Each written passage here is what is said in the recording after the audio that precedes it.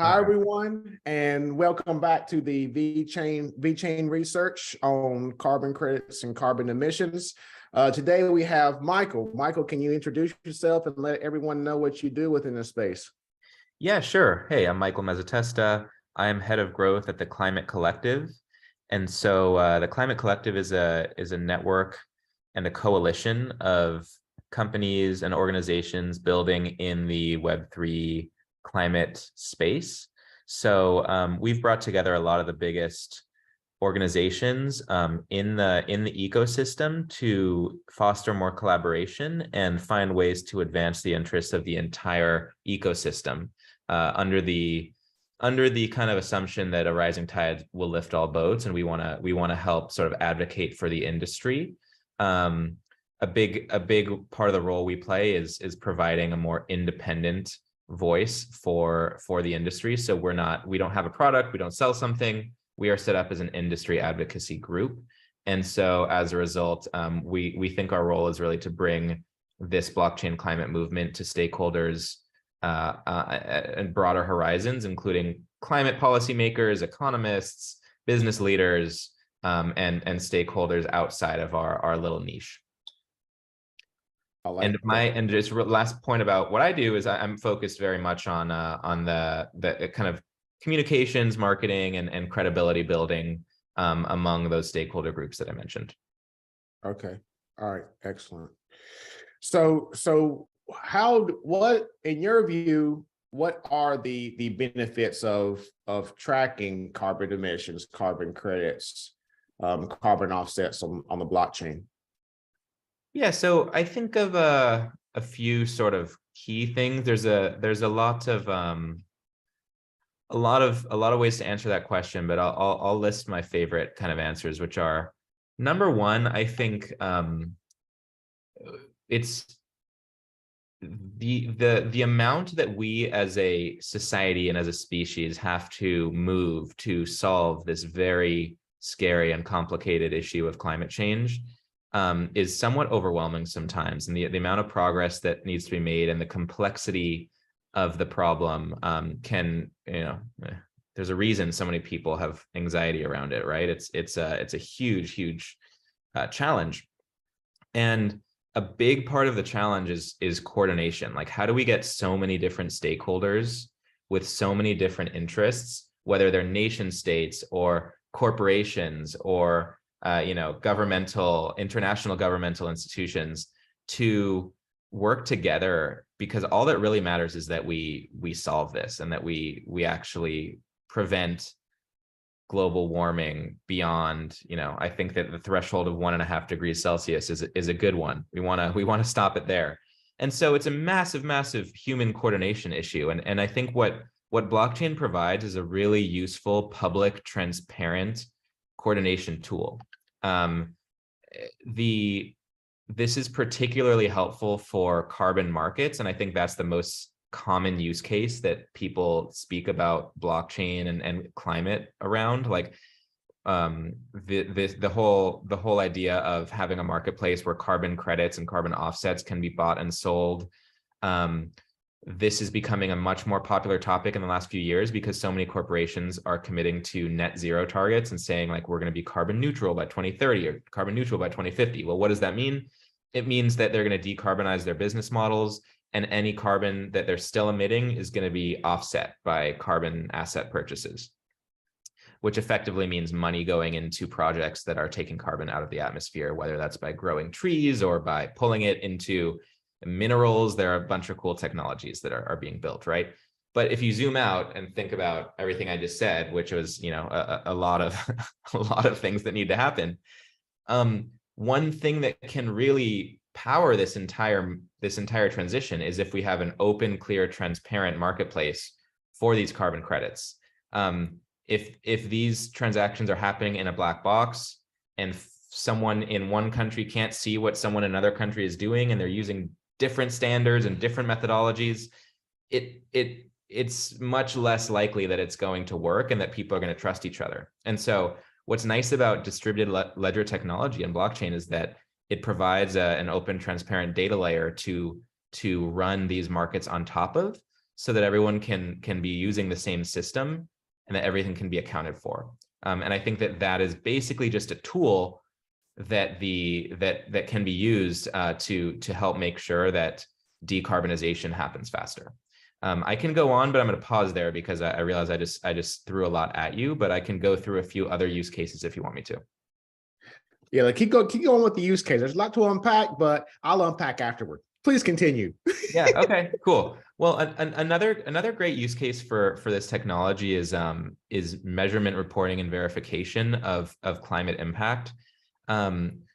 People in the industry call it MRV. It's basically like, okay, when a project developer or someone who's a land steward or a farmer or a regenerative, agriculture sort of practitioner is claiming carbon credits due to work that they're doing to pull carbon out of the atmosphere, we need to have a good system for actually verifying those claims, right? Otherwise, we're opening up a system that can be fraudulent. And I'm not saying that many of these product developers are lying about their claims, but I do think that there needs to be some level of being able to say, okay, if $1 million of carbon credits goes into this decarbonization effort, that we get an actually measurable and verifiable amount of carbon sequestration from that capital, right? So this effectively means, how do we actually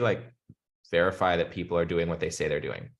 And there's a lot of technologies that can be integrated with blockchain carbon markets to improve that measurement and verification process. So for us, it's not actually just about Web3 and blockchain. It's actually all of the technology that can be layered on top of it and integrated with those systems. So specifically, I'm talking about drones and remote sensors and also artificial intelligence to actually make that measurement and verification possible at scale. So this is all a bunch of jargon, but if you think about it in terms of actual real world, like how would this work? Think of it this way. Imagine that someone who is a farmer with a bunch of acres of land, who is registered as a climate project in one of these carbon registries, says that they're pulling a bunch of carbon out of the atmosphere by switching to regenerative farming practices, which is something that we're trying to encourage among agricultural communities worldwide. Imagine if there's a drone that can fly over their land and take that imagery, feed it into a system that's powered by artificial intelligence that can process the information and say, okay, this is what the land looks like right now.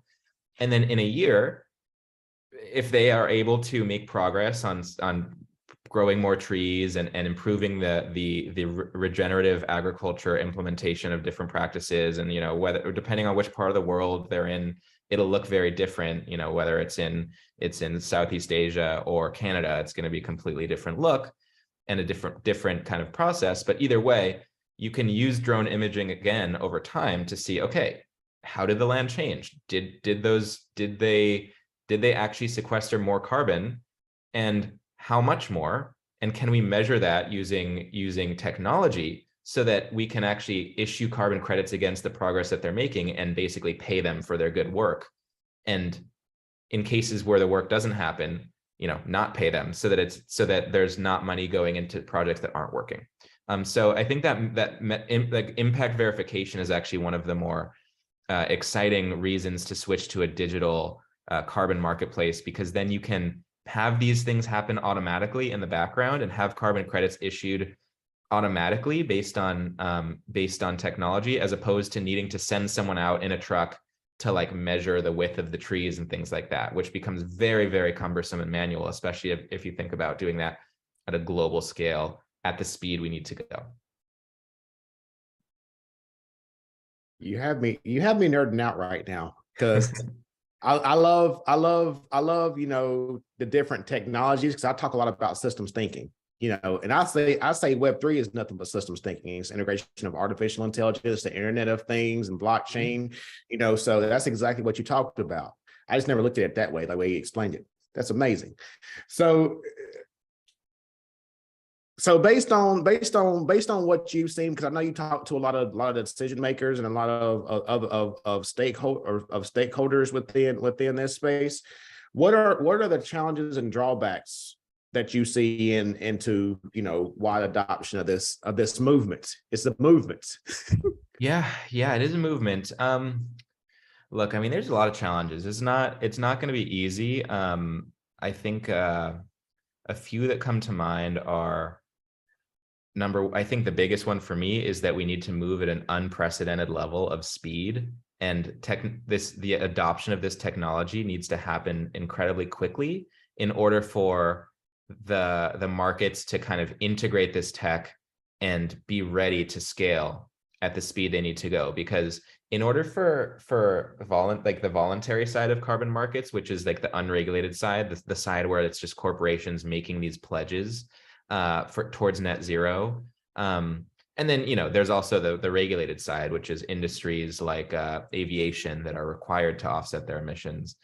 Regardless, the speed at which these carbon markets need to scale in order to meet our global decarbonization goals to keep us on that 1.5 degree Celsius pathway is like really fast. Like I was looking at a chart earlier today. I'll try to pull that up to put specific numbers, but it's like 10x over the next 10 years. It needs to happen very quickly, right? And so if you look at the industry and where it's at now and say, are folks ready to adopt this technology quickly enough in order to integrate the systems and put them in place and continue growing that quickly, I think is a big coordination challenge, and it will require a lot of stakeholders coordinating at a speed that is ambitious. I think it's definitely possible, and it's our mission to try and help put our finger on the scale and make it happen. But we're talking about regulatory agencies, certification agencies, corporate sustainability teams, technology startups, policymakers, and farmers on the ground, right? Like, it's so many people that need to kind of work together on this. I think the other kind of, maybe if I'm going to call out one other big challenge that feels important, it's like the credibility and reputational pieces. I think this has two layers to me. It's like, it's not just that Web3 is perceived as kind of smoke and mirrors by the general public, and a lot of people think of Web3 and they think of Bored Ape NFTs, or they think of FTX, the massive, very public scandal that came out of the news around these big crypto exchanges collapsing and being some to some extent built on a house of cards. And that, I think, really hurts the credibility of the underlying Web3 technology, even though for use cases like this one, I think there's actually a really good case to be made that folks are doing it with the best intentions. They're being buttoned up about their process, and they're it's definitely not a Ponzi scheme or anything like it. It's not even a cryptocurrency. I think there's still that reputational challenge of when you bring it to someone who's a policymaker and you tell them that it's built on blockchain, they associate it with those kind of maybe more negative stories in the media. And then carbon markets have their own issues with credibility too, right? Like, if you take out blockchain from the picture for a moment and you think just about carbon offsets, I think if folks have very little knowledge of carbon offsets, if they've heard anything, they've probably heard something like John Oliver's segment about carbon offsets a few months ago that talked about how there's a bunch of fraud happening within the industry where people are paying to preserve a forest, but the forest was never going to get cut down anyway. And stories like that really hurt the credibility of carbon markets too. And so I think that's kind of a credibility double whammy, if you will, that we need to overcome, which is basically just means, I think, telling the story of how this technology can be highly impactful, and hopefully distancing ourselves from some of the more negative pieces of the blockchain and the carbon markets that have gotten a lot of coverage. I'll just finish that answer by saying, I think that in an attempt to do that now, I think the best argument for why we should still try to put trust and faith into these systems is that if you think about what carbon markets were meant to do, it's the best tool that we have right now to funnel corporate capital into climate change mitigation, right? It's like there are billions of dollars sitting in large corporations waiting to be deployed into climate projects. It's just a matter of, can we make sure that money goes to the right place? And I think it's a huge missed opportunity if we don't. You can say all you want about how carbon markets, have had issues in the past, but to me, it's not, okay, then let's do away with carbon markets. To me, the answer is, okay, then let's close those gaps. Let's make it better. Let's make everything verifiable. Let's make everything transparent. And that's what the whole blockchain carbon market kind of movement is trying to do. Excellent. Yeah. So I got two more questions here. Hopefully we can fit it in. Yeah. Let's do it. Sorry, I'll stop being so long-winded. Yeah. So whenever you talk, so here's the one question I've had often, where with the voluntary markets and with these organizations performing their pledges, in your opinion, based on what you know, because you know better than I do, is it mostly greenwashing, or are these organizations indeed, doing what they say they're going to do based on your opinion? I think there's a spectrum of answers to that question based on the organization, as you can imagine. But I think that a lot of organizations truly do want to do their part to contribute to the global solution to climate change. I think that on a lot of corporate sustainability teams that we've talked to and that we know are entering the market, they really are anxious and concerned that their money could be used in improper ways, and they want to be assured that they're not taking a risk by spending millions of dollars on climate mitigation.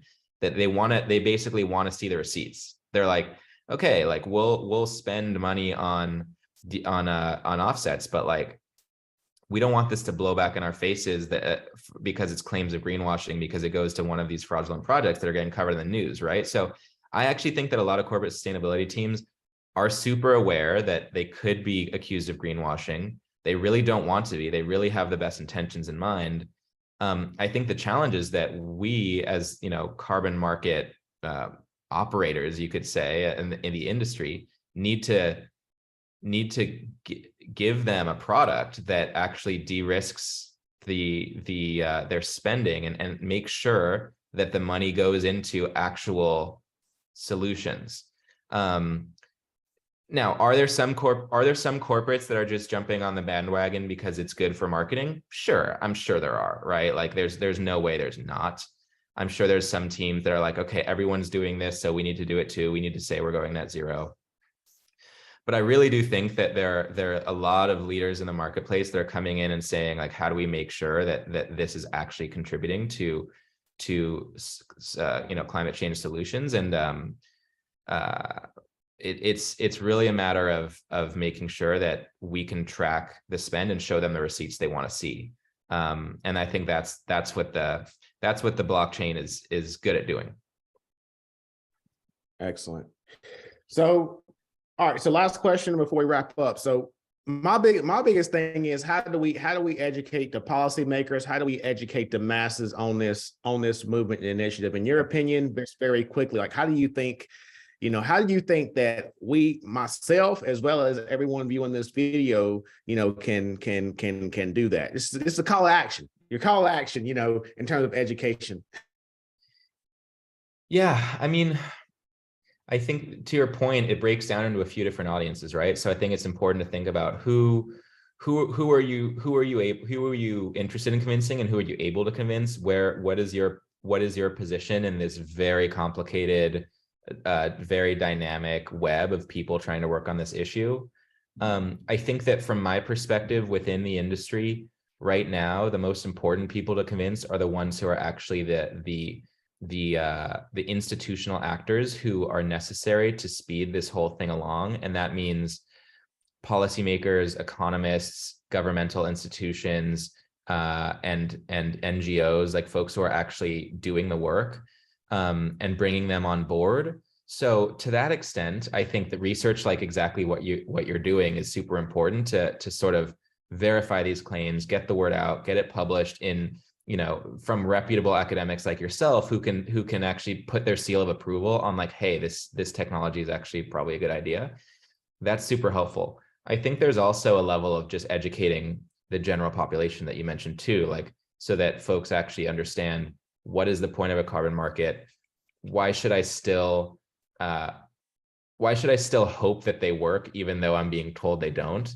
Because like I said, it's an incredible mechanism for channeling corporate capital into on the ground environmental conservation. And so if folks understand that basic link, I think that, it changes the conversation a little bit. And I totally understand, and I actually sympathize with concerns about greenwashing, concerns about, fraud. Those are really, really big concerns that are super important that we as an industry need to address. And I think that, any educational material that can get put out on social media or in the more traditional media channels is super useful for bringing folks along that journey in terms of education on carbon markets and like actually useful applications of blockchain. But like I said, I think right now it's really important to make sure that folks in the climate and policymaking community and folks in the business community who are controlling these big corporate sustainability budgets understand that if they invest in some of these on-chain carbon markets early, they will help actually unlock they won't just meet their sustainability goals, they will unlock a market that is ready for scale for all of the companies that are going to follow them. So if they want to be market leaders, I think they should try and invest now to help make sure the market's ready for everyone else. That's excellent. So Michael, thank you for that. Thank you for your time today. Where can people find you? Yeah, so our website is climatecollective.org. I'm listed on there. You can see me on Twitter and LinkedIn we're going to be putting out a couple of white papers soon. So we'll probably post those on our website as well. All right. Thanks once again. And for everyone else, until next time.